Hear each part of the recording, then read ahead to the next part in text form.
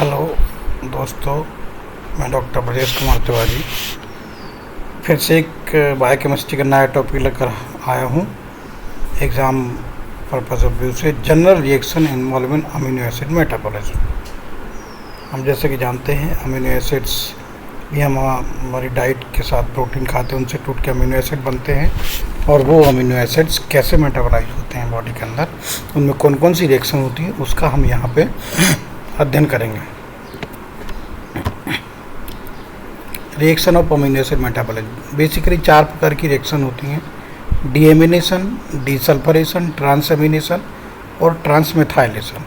Deamination reaction क्या होती है? देखिए, deamination is the process by which an atom of amino acid remove as free NH3। जो भी अमीनो एसिड में नाइट्रोजन एटम होते हैं उनको रिमूव कर देता है डीएमिनेशन में NH3 बना के। जैसे types, it can be of 2 types: oxidative deamination और non oxidative deamination. Oxidative deamination कहाँ पे होती है जनरली ये रिएक्शन? देखिए, साइट लीवर एंड किडनी में होती है। इसमें कौन सा कोई एंजाइम काम करता है? पायरिडॉक्सल फॉस्फेट एंजाइम काम करता है। और एंजाइम कौन से काम करते हैं? D amino acid oxidase and L amino acid oxidase. D और एल आप जानते हो, डी मतलब डेक्स्ट्रो, एल मतलब laevo. D amino acids are normally not present in human body, their concentration is higher than L amino acid oxidase in the body. देखिए, जैसे कि हमारी बॉडी में जहाँ तक डी अमीनो एसिड नॉर्मली नहीं पाए जाते हैं, लेकिन अगर पाए जाते हैं तो उनका कंसंट्रेशन एल से ज़्यादा होता है। L amino acid oxidase are flavoprotein. जितने फ्लेवोप्रोटीन होते हैं उनको अपन एल अमीनो एसिड बोलते हैं। They are reoxidised at substrate level directly by molecular oxygen from H2O2। ये जो होते हैं इनको अपन रीऑक्सीडाइज कर सकते हैं। ऑक्सीडेटिव डीएमिनेशन कैसा होता है? देखिए, amino acid is first dehydrogenated by flavoprotein of L amino acid oxidase forming a alpha amino acid. Step 2, water molecule is added which decomposes to form keto acid and N is lost as NH3। ये देखिए, जैसे ये amino acid है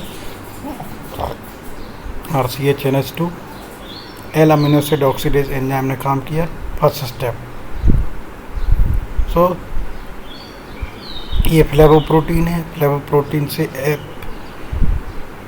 PH2 बना और यहाँ से RC, ये डबल देखिए यहाँ पे NH2 का ये H2 निकल गया और H निकल गया, NH बचा यहाँ पे और COOH। उसके बाद ये बन गया क्या? L alpha immuno acid. ये अल्फ़ा इम्यूनो एसिड में से फिर से NH3 निकलता है और यहाँ पे क्या बन जाता है? देखिए, RCOOHCO alpha keto acid. And ammonia निकलने के बाद क्या बना? Alpha keto acid. Third reaction 2 step में आपकी कंप्लीट हो गई। डी ऑक्सीडेटिव डीएमिनेशन रिएक्शन और यहाँ क्या बन जाता है? Alpha keto acid. Non oxidative deamination में there are certain amino acid which can be non oxidatively deaminated by specific enzyme amino acid dehydrase. ये देख लीजिए, ये अमीनो एसिड है CHNH, तो सीरीन कहलाता है। ये L amino acid dehydrase enzyme काम करेगा, B6P, तो H2 निकलेगा, यहाँ से H2 निकलेगा तो क्या बनेगा? CNH CH3 COOH alpha immuno acid, और अल्फ़ा इम्यूनो एसिड से फिर से NH3 निकल जाएगा और यहाँ क्या बन जाएगा? Pyruvic acid. तो यहाँ पे अपन ने ये देखा कि ये इसमें ऑक्सीजन का यूज़ नहीं हुआ था, जबकि यहाँ हम देख रहे थे कि यहाँ H2O से NH3 बन रहा था और ऑक्सीजन आपका ऐड हो रहा था, इसलिए इसको ऑक्सीडेटिव अमीनो एसिड बोला। और यहाँ पे आपका ऑक्सीजन नहीं ऐड हो रहा है, इसलिए नॉन ऑक्सीडेटिव अमीनो एसिड बोला इसको। फिर amino acid desulphurase, sulphur containing amino acid like cysteine and homocysteine are deaminated by primary desulphuration forming amino acid. It is then spontaneously hydrolyzed to alpha keto acid and NH3 is made free. जैसे ये देखिए, ये cysteine है amino acid, यहाँ इसमें SH group है। L amino acid desulphurase enzyme act करेगा तो यहाँ से H2S निकल जाएगा। H2S जैसे निकलेगा तो क्या बचेगा, CH3C double bond NH COOH alpha immuno acid. Alpha immuno acid H2O से NH3 बना, फिर NH3 मूव हुआ और यहाँ पे पायरुविक एसिड बन गया CH3COOH। तो इस तरीके से इसका डीसल्फरेज हो गया, मतलब सल्फर आपका रिमूव कर दिया। Deamination of L glutamic acid. अब ये देख लीजिए, ये ग्लूटामिक एसिड है COOH CH2 CH2 CH NH2 COOH। L glutamate dehydrogenase enzyme काम करेगा, या NAD से NADH बनेगा और यहाँ पे बन जाएगा L immuno glutarate COOH CH2 C। कुल मिला के NH2 से NH हर जगह लगना है। पहले बनेगा immuno acid L immuno glutarate, इससे H2 निकला NH3 निकला तो यहाँ पे क्या बनेगा एल अल्फा कीटो ग्लूटारेट। तो ये हो गया डीमिनो। कुल मिला के अमीनो ग्रुप को अपन को हटाना है हर एक रिएक्शन में। तो ये हो गया आपका अल्फा कीटो ग्लूटारेट। इसमें ग्लूटामेट डिहाइड्रोजन ऐड करेगा, इम्यूनो एसिड बनेगा, इम्यूनो एसिड से अमोनिया NH3 अलग होगा और अल्फा कीटो एसिड बन जाएगा। Trans ammunition. ट्रांस एमिनेशन मतलब एक पोजीशन से दूसरी पोजीशन पे NH3 जोड़ना, वो कहलाता है ट्रांसफॉर्मेशन। रिवर्सिबल रिएक्शन कहलाती है। Alpha NH2 group of amino acid transfer to alpha keto acid, मतलब अल्फा कीटो एसिड पे NH2 ग्रुप ट्रांसफर हो जाता है, resulting in the formation of new amino acid and new keto acid. Thus, at the end of reaction, donor amino acid become new keto acid and the recipient keto acid become new amino acid. Interconversion हो जाता है। देखिए, transamination is a reversible reaction. It is only for intermolecular transfer of NH2 group. In this reaction, free ammonia is not released during reaction.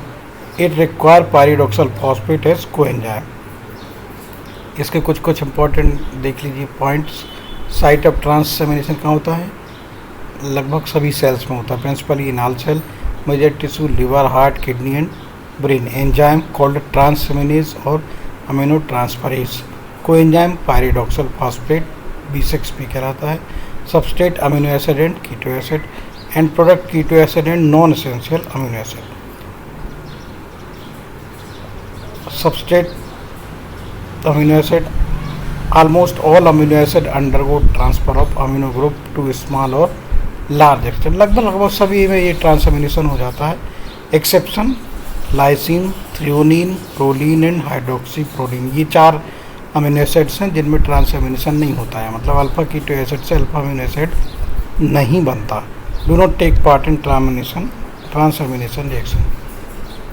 Keto acids, they are only 3 keto acids, keto glutarate, pyruvate and oxaloacetate, which act as recipient molecule in transamination reaction. All 3 are component of T. सिर्फ ये 3 ही होते हैं जो interconversion में हिस्सा लेते हैं। Reversible reaction, hence keto acid can be derived from amino acid and amino acid can be obtained from keto acid.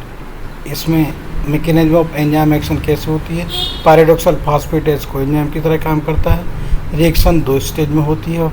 पहले स्टेज में amino group from amino acid is accepted by pyridoxal phosphate. इसमें क्या होगा कि जो amino acid होगा तो pyridoxal phosphate से अमीनो ग्रुप ले लिया जाएगा, form pyridoxamine and amino acid is converted to keto acid. In second stage amino group is accepted by keto acid from pyridoxamine and get converted to amino acid and the pyridoxal phosphate is और pyridoxal phosphate जो होता हूँ वापस। कुल मिला के pyridoxal phosphate का क्या काम है, एक अमीनो एसिड की ग्रुप से अमीनो ग्रुप निकालना और दूसरे पे डाल देना, कीटो एसिड वाले पे। जैसे जो कीटो एसिड है उसमें अमीनो ग्रुप लगा देना और जो amino keto acid inter conversion करा देना। कुल मिला के अमीनो एसिड से कीटो एसिड बना देना, कीटो एसिड से अमीनो एसिड बना देना।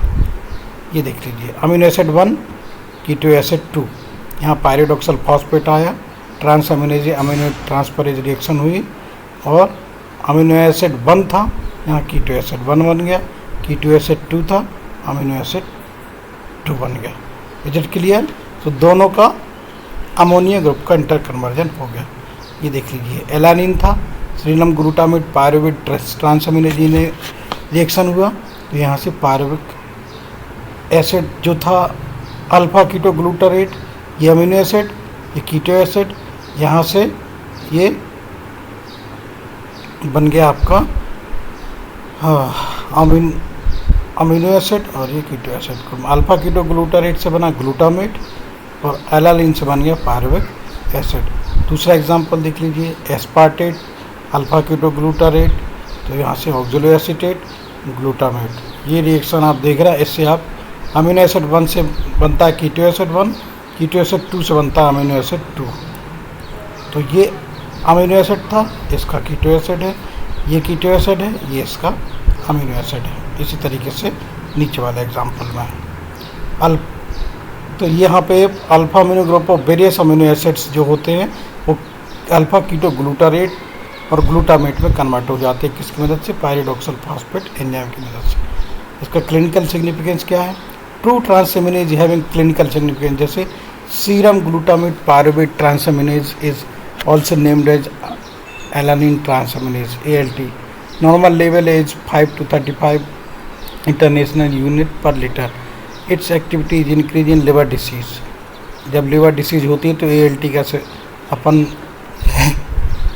पता करते हैं उसमें कितना कंसंट्रेशन है। अगर 5 से 35 नीचे हुआ ऊपर हुआ तो क्लिनिकल सिग्निफिकेंस नज़र आ जाता है। Serum glutamate oxaloacetate transaminase AST अपन डिटरमाइन करते हैं, एस्पार्टेट ट्रांसएमिनेज कहलाता है।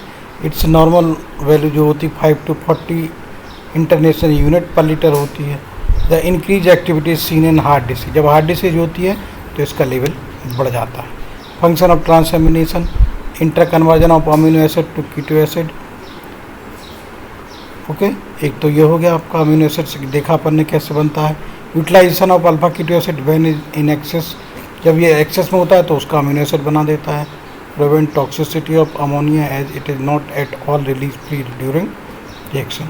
Transmethylation, an important biological transfer of methyl group within amino acid. यहाँ पे भी methyl group का ट्रांसफर करना, transmethylation process similar to transamination.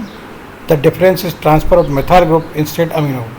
जैसा ट्रांसअमिनेशन होता है वैसे ट्रांसमेथाइलेशन, बस वो अमीनो ग्रुप का ट्रांसफर होता है, यहाँ मिथाइल ग्रुप का। ट्रांसमेथाइलेशन, transfer of one methyl group from active methionine to an acceptor molecule is known as transmethylation. Methionine has to be activated to S-adenosyl methionine to donate the methyl group. Transmethylation, all compound having CH3 group cannot act as methyl group donor. सब में ही कर सकते हैं। methyl group attached to n atom or S atom become active and can be become methyl group donor. जिनके पास n या S atom हो और वहाँ methyl group जुड़ा हो तभी वो मिथाइल ग्रुप आपका ट्रांसफ़र हो सकता है, अदरवाइज किसी भी अमीनो एसिड से मिथाइल ग्रुप ट्रांसफ़र नहीं हो सकता। Enzyme and coenzyme of transmethylation,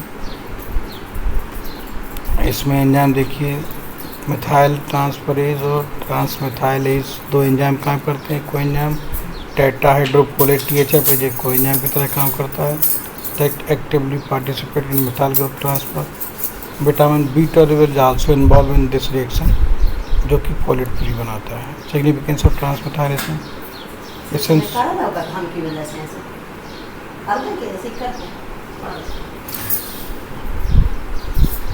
transmethylation is essential process since many biological compounds become functionally active only after methylation. Transmethylation synthesizes biologically important compounds like choline, creatine, epinephrine, norepinephrine. Significance of transmethylation, amino acid residue of protein. Amino acid residue of protein on methylation control protein turnover. In fact, methylation protect the protein from immediate degradation. In plant and animal, transmethylation help to synthesis certain hormone. इनमें कुछ hormone बन जाते हैं ट्रांसमेथाइलेशन से, जैसे epinephrine बन जाता है, नॉरएपिनेफ्रिन बन जाता है। Decrease of transmethylation will affect synthesis of choline and in turn phospholipid. This lead to decreased formation of lipoprotein and accumulation of lipid in liver causing fatty liver. यहाँ देखिए अगर ट्रांसमेथाइलेशन प्रोसेस डिक्रीज हो जाता है तो यहाँ पे कोलिन का सिंथेसिस रुक जाता है, जो कि फास्फोलिपिड में कन्वर्ट नहीं हो जाता है, और इससे लिपोप्रोटीन का फॉर्मेशन कम हो जाता है और लिपिड आपका लीवर में डिपॉजिट होने लगता है, जैसे फैटी लिवर हो जाता है। Choline synthesis is also required for the synthesis of acetyl choline, और कोलिन नहीं बनेगा तो एसिटाइल कोलिन भी नहीं बनेगा। हम जानते हैं कि एक इम्पॉर्टेंट न्यूरो ट्रांसमीटर है। इम्पॉर्टेंट ट्रांसमेथाइलेशन रिएक्शन यहाँ पे देख लीजिए। Methyl group acceptor methylated product, guanidoacetate से क्रिएटिन, नॉरएपिनेफ्रिन एपिनेफ्रिन, एपिनेफ्रिन से मेटाएपिनेफ्रिन, एथमोलिन से कोलिन, ये कुछ ट्रांसमेथाइलेशन रिएक्शंस हैं और ये उसके जनरल स्टेप्स हैं। Give two example, a transmethylation transfer of methyl group from active methionine to an acceptor is known as transmethylation reaction. S adenosine methionine is active methyl group donor in many transmethylation reaction, जैसे गुआनिडीनो acetate से creatine बना, सीरिन से होलिन बना, norepinephrine से epinephrine बना। तो ये इम्पॉर्टेंट कुछ रिएक्शंस थी। Thank you. आई होप आप लोग को समझ में आया होगा, और एक बार इसको आप देखें तो आसानी से आपको समझ में आ जाएगा। Thank you.